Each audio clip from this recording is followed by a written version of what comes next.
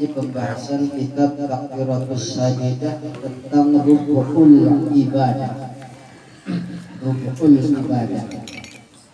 Bahwa perlu diketahui diulang kembali bahwa di dalam fikih yaitu dibagi menjadi 4. Bahwa di dalam aturan-aturan hukum di dalam fikih yaitu dibagi menjadi 4. Seperempat menjelaskan tentang ibadah, maka dinamakan rukun ibadah. Seperempat lagi namanya muamalah, maka dinamakan rukun muamalah.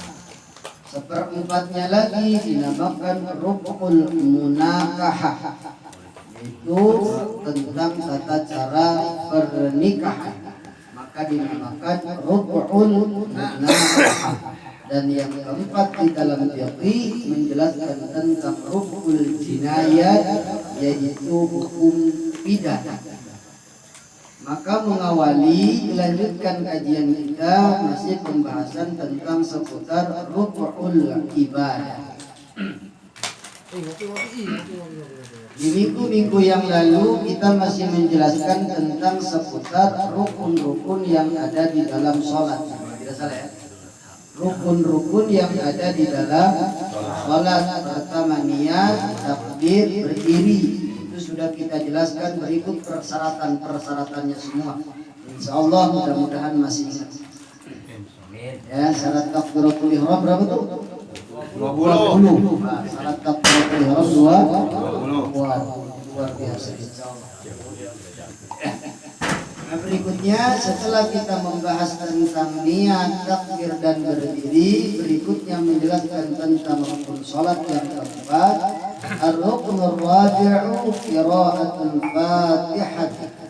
Adapun rukun yang keempat yaitu akan membahas qira'atul Fatihati, membaca Al-Fatihah. Wa tajibu lan wajib ya qira'atul Fatihah fi kulli raq'atin ing dalam sakur rakaat atau ing dalam saban-saban rakaat.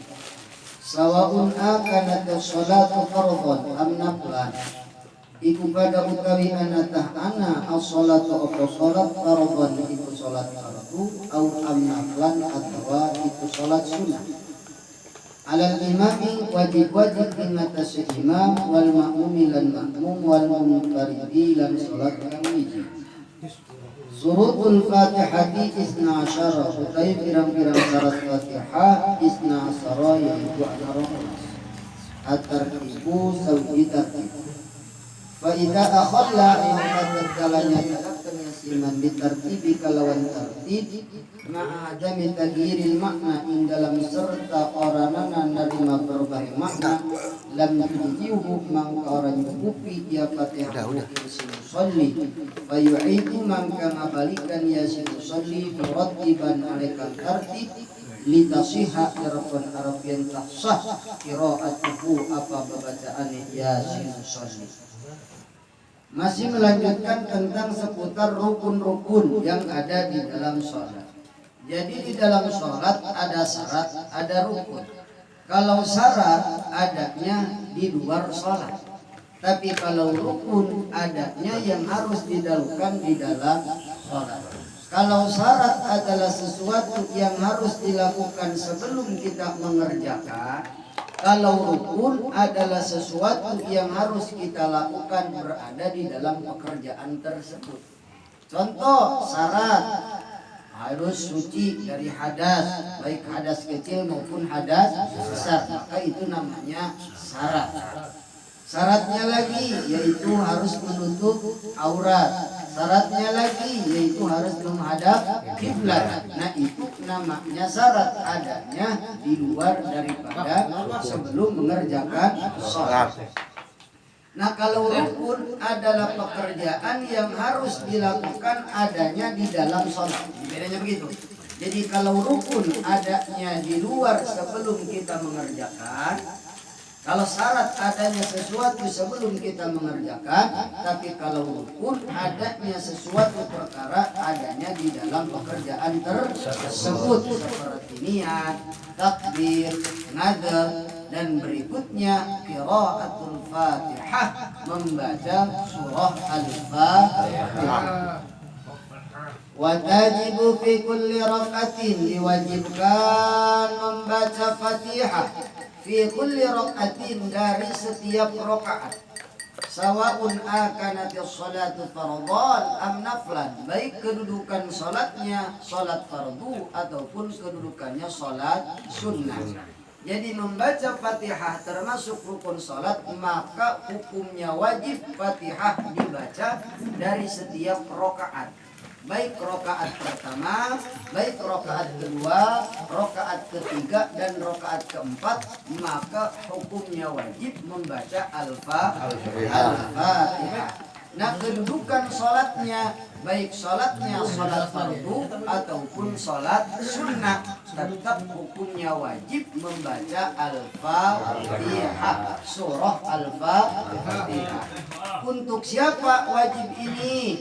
Alal imami, diwajibkan membaca Fatihah dari setiap rakaat, baik sholatnya sholat fardu ataupun sholat sunnah. Alal imam, terhadap Mang Zahid selaku jadi imam. Wal makmum, dan terhadap Mang Bahar dan Mang Khalid selaku menjadi makmum. Wal munfarid, dan terhadap Mang Bahar yang sholat sendiri. Jadi mau sholatnya jadi imam, mau sholatnya jadi makmum, mau sholatnya sendirian munfarid namanya, maka hukumnya wajib dari setiap rakaat membaca Al-Fatihah. Zaid imam sholat isya, Khalid Mahmud Bakar dan Umar makmum. Jadi walaupun makmum tetap harus bisa baca Al-Fatihah. Jangan mentang-mentang makmum menang baik. Nah ya, jangan mentang-mentang sholat jadi makmum menang baik, cicing baik. Wajib hukumnya harus membaca Al-Fatihah, dan membaca Al-Fatihahnya harus terdengar oleh kuping sendiri. Jangan begini baca Fatihah. Apaan gitu? Jadi harus terdengar walaupun makmum sekalipun. Yang penting jangan berisik, jangan lebih keras daripada imam. Ini mah balap-balapan sama imam. Bismillahirrahmanirrahim di belakang. Bismillahirrahmanirrahim. Tidak, cukup si makmum membaca Fatihah terdengar oleh kuping sendiri. Kalau jadi imam baca Fatihah harus terdengar oleh si makmum. Nah, gitu. Jadi baik kedudukan sholatnya yang dilakukan sholat sunnah ataupun sholat fardu, maka hukumnya wajib membaca Al-Fatihah, karena Fatihah termasuk rukun sholat. Jika sholat tidak membaca Al-Fatihah, otomatis sholatnya dianggap tidak sah karena meninggalkan rukun. Ya. Baik sholatnya sendirian atau sholatnya menjadi makmum atau sholatnya menjadi imam. Nah, syurutul Fatihah. Jadi di sini masih sedikit nih syarat Fatihah. Kalau di Sapinah mah ada 14, di sini mah cuma ada 12 dikurangi.